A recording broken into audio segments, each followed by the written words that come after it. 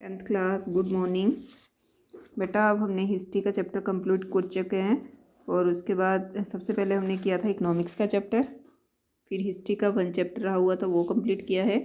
अब हम कर रहे हैं पॉलिटिकल डेमोक्रेटिक का, जो हमारा 2 चैप्टर्स हैं इसमें से 6th और 7th। उसका 6 चैप्टर की वीडियो आपको सेंड कर रही हूँ। जो चैप्टर है आपका, ये पॉलिटिकल पार्टी से संबंधित चैप्टर है। पॉलिटिकल पार्टीज़ क्या होती हैं, राजनीतिक दल किसे कहते हैं। देखो, जैसे इलेक्शंस लड़े जाते हैं, इलेक्शंस जब लड़े जाते हैं तो वो अलग अलग पार्टी के थ्रू लड़े जाते हैं। जैसे कांग्रेस पार्टी होगी, बीजेपी पार्टीज़ होगी, बहुजन समाज पार्टी। तो इस तरह से देश में बहुत सारी हमारे पार्टी है और इनके बीच में आपस में इलेक्शंस लड़े जाते हैं। तो चैप्टर का जो नेम है आपका वो है राजनीतिक दल, ठीक है। Political party. पॉलिटिकल पार्टी क्या होती है? A political party is a group of people who have the same ideology and who come closer to each other so that they could contest the election and win over the majority to make the government. Political party एक group होता है लोगों का जिसमें उनके same idea होते हैं। Ideology मतलब उनके सेम मत होते हैं, जो उनका विचार होता है सेम होता है, और वो एक दूसरे के इस तरह से क्लोज़र होते हैं कि वो इलेक्शंस को जीतने के लिए अपनी मेजॉरिटी बनाते हैं, जिससे कि गवर्नमेंट फ्रेम होती है। जैसे अलग अलग स्टेट्स में अलग अलग जो राजनीतिक दल हैं, पॉलिटिकल पार्टीज़ हैं, फिर जिस पॉलिटिकल पार्टी के ज़्यादा मेंबर्स सेम पार्टी के जीत जाते हैं तो उसी की क्या बनती है? गवर्नमेंट बनती है। जैसे आजकल जो हमारी सेंट्रल गवर्नमेंट है वो बीजेपी की गवर्नमेंट है। किस तरह से बनी बीजेपी की गवर्नमेंट? जब हमारे ज़्यादातर जो एमएलएज हैं, जैसे पहले सीएम्स के थ्रू एमएलएज के थ्रू सीएम चुना जाता है, सीएम्स के थ्रू कौन चुना जाता है? पीएम चुना जाता है।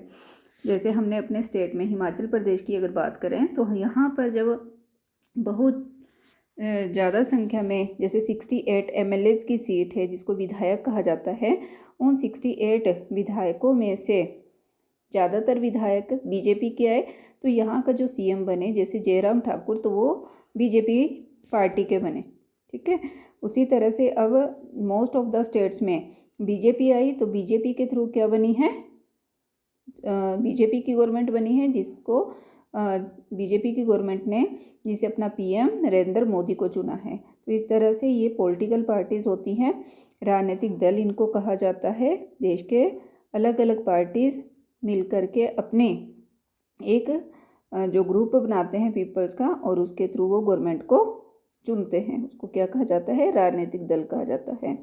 अब राजनीतिक पार्टी के मेन कंपोनेंट्स कौन कौन से हैं? Components of the political party, इसके जो मेन जो अंग हैं पॉलिटिकल पार्टी के, वो हैं leader, active members and passive followers. Leaders मतलब नेता लोग जो चुनाव लड़ते हैं। एक्टिव मेंबर्स जो राजनीतिक दलों में अपने आप को मतलब हमेशा इन्वॉल्व रखते हैं, वो एक्टिव मेंबर्स होते हैं। पैसिव फॉलोअर्स कुछ ऐसे लोग होते हैं जो लोगों मतलब वो एक तरह से पार्टी से जुड़े होते हैं, लेकिन वो डायरेक्टली नहीं होते, इनडायरेक्ट वे से वो पार्टी का साथ देते हैं, उनको बोलते हैं पैसिव फॉलोअर्स, ठीक है। ये थी हमारी राजनीतिक दल और इसके कंपोनेंट्स। फिर है आगे कि राजनीतिक दल के क्या कार्य है, what are the functions of the political parties. Political parties जो हैं, इनके मेन फंक्शंस जो आपकी बुक है उसमें 7 फंक्शंस दिए गए हैं। अलग अलग इसके पैराग्राफ्स आपको एक्सप्लेन करके दिए गए हैं। यहाँ पर मैंने आपके लिए हेडिंग्स बनाई हैं। हेडिंग्स है, फर्स्ट हेडिंग है पॉलिटिकल पार्टी कंटेस्ट इलेक्शंस, राजनीतिक दल चुनाव लड़ने का काम करते हैं। देखो, जो आपकी पॉलिटिकल पार्टीज़ हैं, इनका मेन जो एक मुद्दा होता है, जो इनका मेन फंक्शन है, वो चुनाव लड़ना ही होता है, इलेक्शन लड़ना होता है। अलग अलग पार्टियाँ क्यों बनाई जाती हैं? कि वो अपनी पार्टी में जीत सके, पार्टी जीतेगी और उसी से गवर्नमेंट बनती है। तो राजनीतिक दल का मेन फर्स्ट फंक्शन क्या होता है? इलेक्शन लड़ना, चुनाव लड़ना। सेकंड फंक्शन है इसका put forward policies and programmes. जो चुनावी दल होते हैं, ये राजनीतिक दल होते हैं, ये क्या करते हैं, अलग अलग पॉलिसीज़ बनाते हैं और उन पॉलिसीज़ को इम्प्लीमेंट करवाते हैं और उससे कि गवर्नमेंट, जो भी गवर्नमेंट के फंक्शंस होते हैं वो किसके थ्रू किए जाते हैं, पॉलिटिकल पार्टीज़ के थ्रू किए जाते हैं। जितने भी गवर्नमेंट के कार्य हैं वो पॉलिटिकल पार्टी के थ्रू ही किए जाते हैं। थर्ड इसका फंक्शन है मेकिंग लॉ बनाने का काम जो है वो भी किसका है, पार्टीज़ का है। जो भी आपकी पार्टी है वो क्या करती है, अपने अपने पार्टी के अकॉर्डिंग या फिर जैसी देश की स्थिति होती है उसके अकॉर्डिंग लॉ बनाती है, ठीक है। और उनके पास एक ऐसी लिमिट होती है लॉ बनाने के लिए भी कि उनको जो लॉ उन्होंने बनवाए होते हैं उसको लोकसभा राज्यसभा से पास करवाना पड़ता है, फिर उसके बाद वो प्रेसिडेंट के थ्रू पास किए जाते हैं। तो ये मतलब कानून बनाने का काम भी किसका है, पार्टीज़ का होता है। नेक्स्ट कहता है political parties make and run the government. दल ही सरकार बनाती है। दल क्या करती है, सरकार बनाती है। पार्टीज, जो पार्टी जीतेगी उसी की क्या बनती है, सरकार बनती है। सबसे पहले नेता चुने जाते हैं, नेताओं के द्वारा जो पार्टी आई सामने वो पार्टी अपनी सरकार बनाती है। नेक्स्ट इसका जो फंक्शन है, does role of opposition. Opposition party होती है, एक तो होती है जो सत्ता की सरकार होती है और एक ओपोजिशन पार्टी होती है, यानी जो हार गया, जो चुनाव हार गया, हारने वाला भी क्या करता है, वो भी एक पार्टी का सदस्य ही होता है। जो हारी हुई पार्टी है वो सत्ता वाली पार्टी के आगे अपने विचार रखती है, यानी कि हमेशा ही गवर्नमेंट के आगे, जो गवर्नमेंट सत्ता में होती है उसकी कमियों को जो सामने लाती है वो ओपोजिशन पार्टी लाती है कौन, ये भी एक राजनीतिक दल ही होता है। नेक्स्ट इसका फंक्शन है मेकिंग पब्लिक ओपिनियन। जनमत निर्माण में दल की महत्वपूर्ण भूमिका है। देखो, मेकिंग ओपिनियन बनाने के लिए यानी विचार रखने के लिए भी किसकी ज़रूरत होती है, एक राजनीतिक पार्टी की ज़रूरत होती है। राजनीतिक पार्टी लोगों को विश्वास दिलाती है, हम आपके लिए ये करेंगे वो करेंगे। जिस समय वोट मांगने आते हैं तभी अपनी शर्तें रखते हैं कि हम आपके लिए ये करके दिखाएंगे, लेकिन जब वो उन शर्तों को पूरा नहीं कर पाते तो जो जनता होती है वो क्या करती है, अपने विचारों को उनके सामने रखती है कि आपकी ये शर्तें थी। अब उन शर्तों को मनवाने का जो काम है वो किसका है, पार्टी का ही होता है। नेक्स्ट ये 7th पॉइंट में कहते हैं provides access to government machinery. Government की जितनी भी राजनीतिक दल भी सरकारी मशीनरी या सरकार द्वारा चलाए जाने वाले कल्याणकारी कार्यों को लोगों तक पहुंचाते हैं।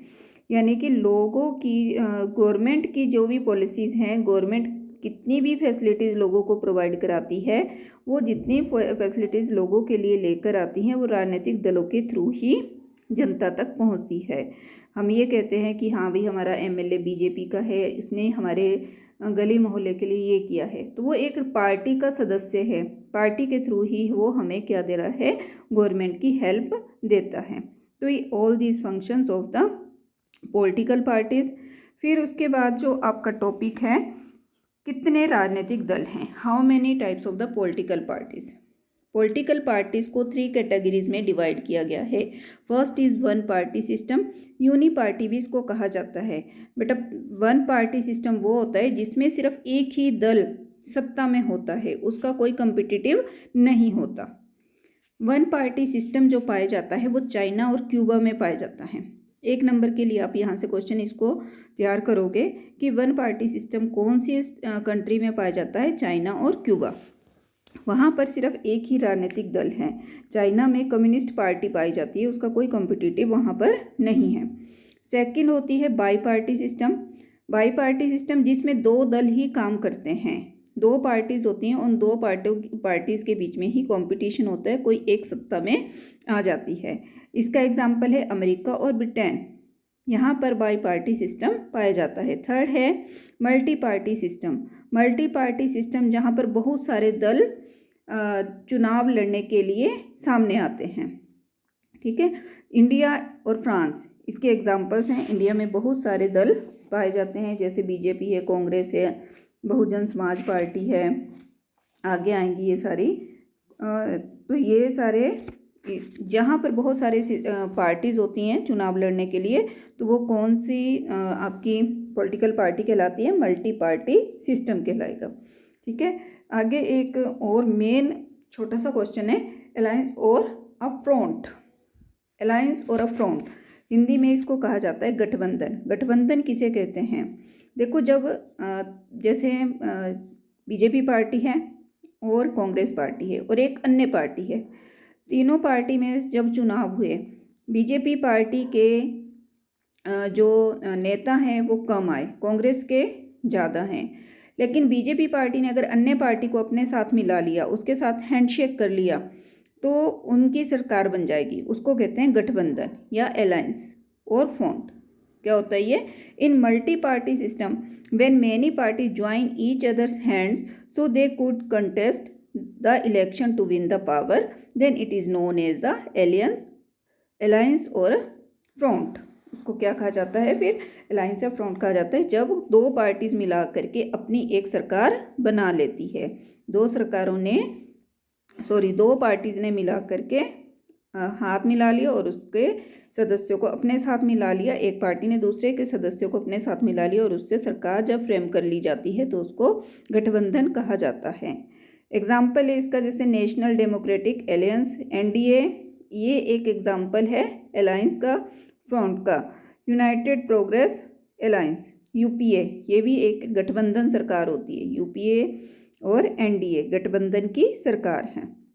ठीक है, आगे आता है आपके पास इलेक्शन कमीशन। देखो बेटा, इलेक्शन कमीशन ऐसा कमीशन है, मतलब हर चीज़ के लिए कमीशन बिठाया जाता है, तो उसी तरह से क्या है, इलेक्शन कमीशन भी है। इलेक्शन कमीशन के थ्रू ही इलेक्शन करवाए जाते हैं।